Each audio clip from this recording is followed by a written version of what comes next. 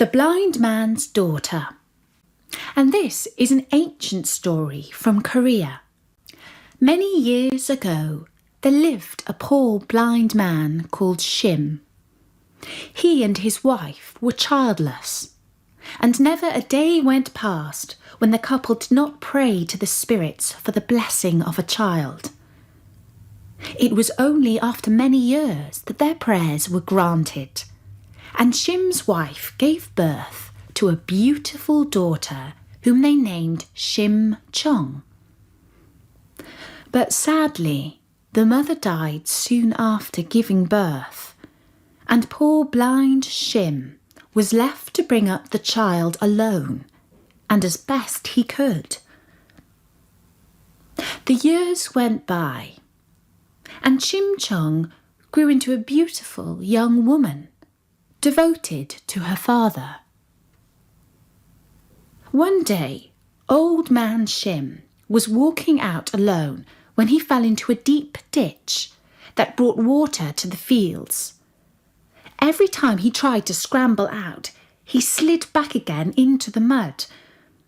He had started to think that he would die in that ditch, and he was bemoaning his fate when he heard a voice speak to him from above. "Old man," said the voice, "we have heard you complain many times about your blindness.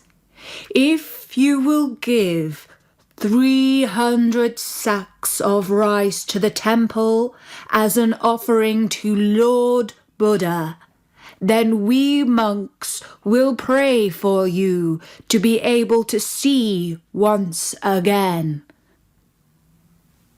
The old man cried out, "Good monks, only save me now and return me safely to my daughter, and I will gladly offer you whatever you ask to give to Lord Buddha." And no sooner had he spoken than he felt gentle but firm hands lift him up and out of the ditch. To the blind old man, it seemed that those hands had reached down from heaven itself. Shim was so grateful for his rescue that he thanked the monks again and again and swore that he would bring the 300 sacks of rice to the temple. It was not until later, when he was already home and dry, that he realised that he had no chance of keeping his promise to the monks. "Oh, Shim Chong," he said to his daughter, "what shall I do?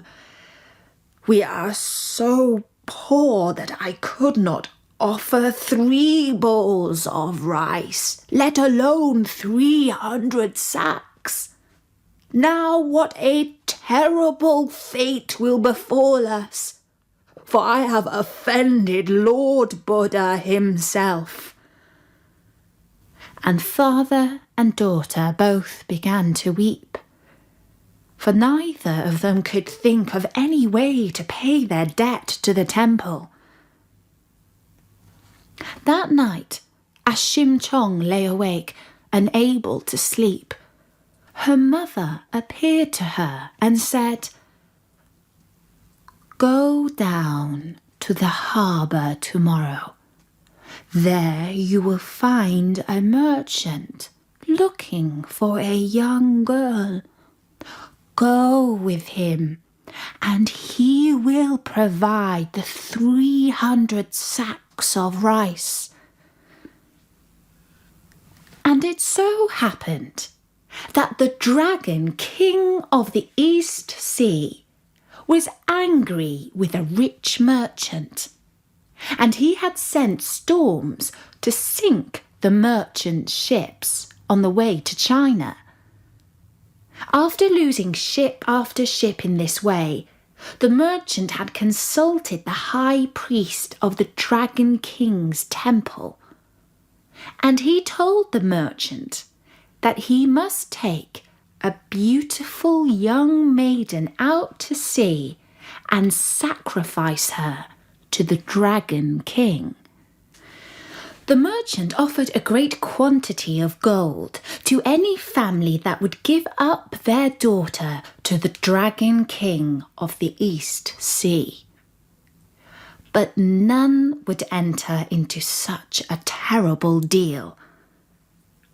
And then Shim Chong appeared at the harbour, and she went to the merchant and offered herself in return for 300 sacks of rice to be sent to her father. The merchant could not believe his luck. 300 sacks of rice was nothing to him, a low price indeed.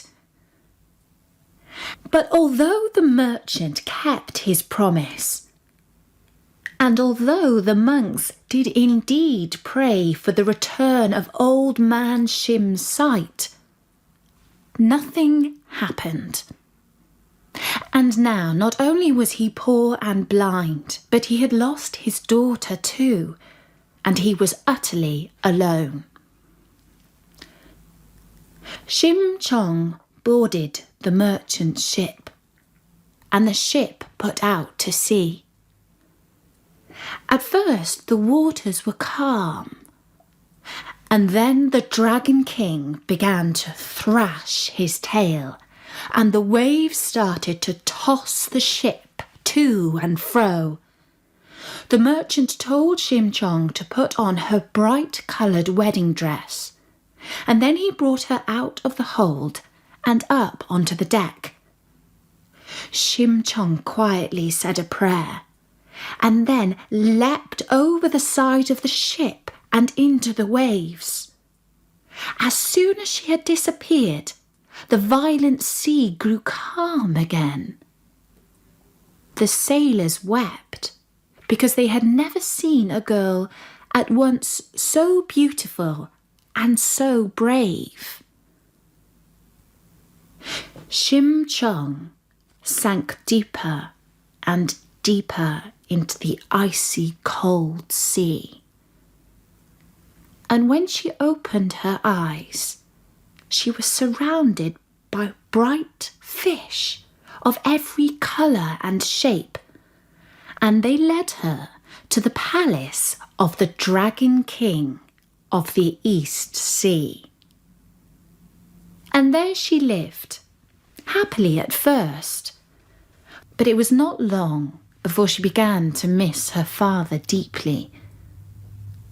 And she began to look sad, and sometimes there were tears in her eyes. At last, the Dragon King could no longer bear to see the lonely girl looking so sad. Her devotion to her father touched his heart, and as a reward for her goodness, he sent her back to the world above. Only first, he transformed her into a lotus flower.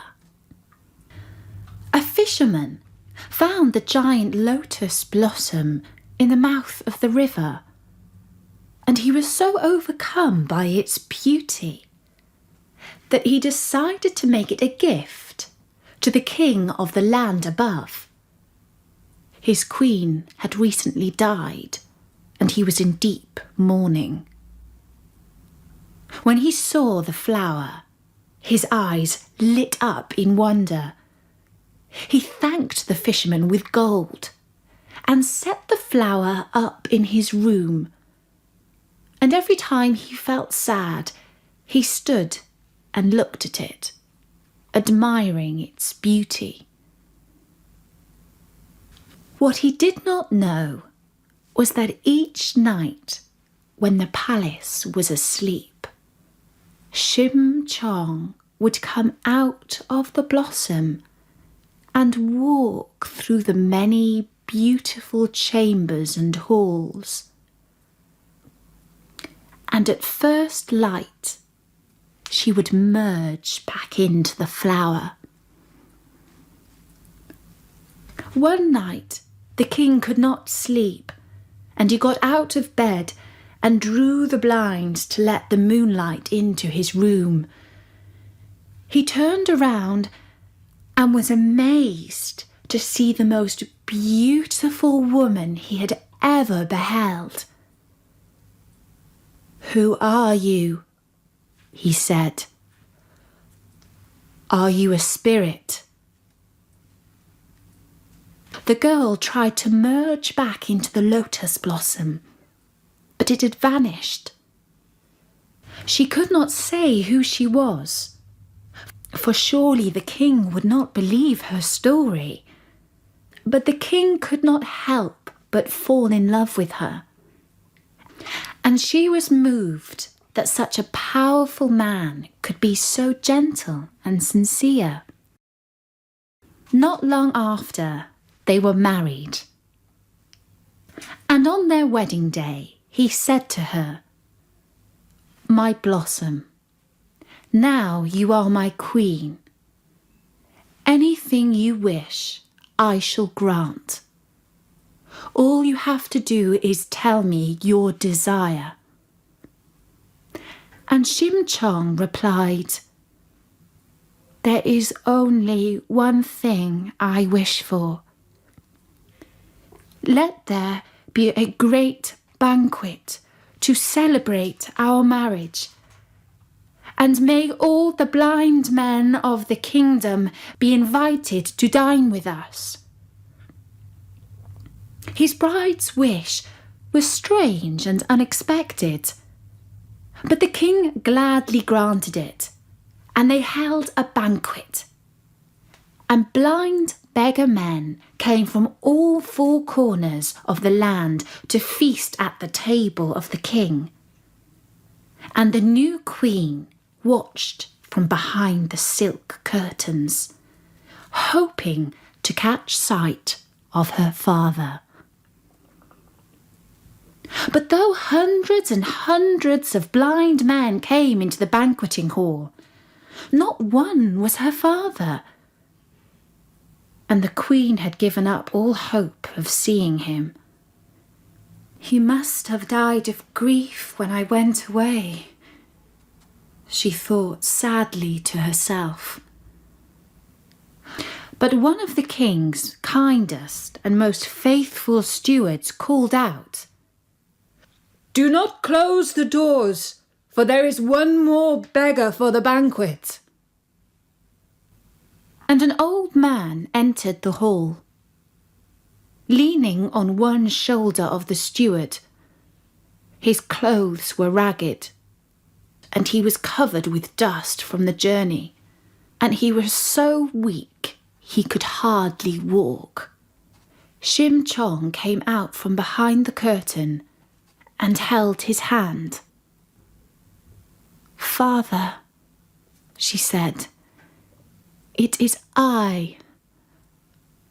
And when the old man heard that familiar and much loved voice of his daughter, he opened his eyes.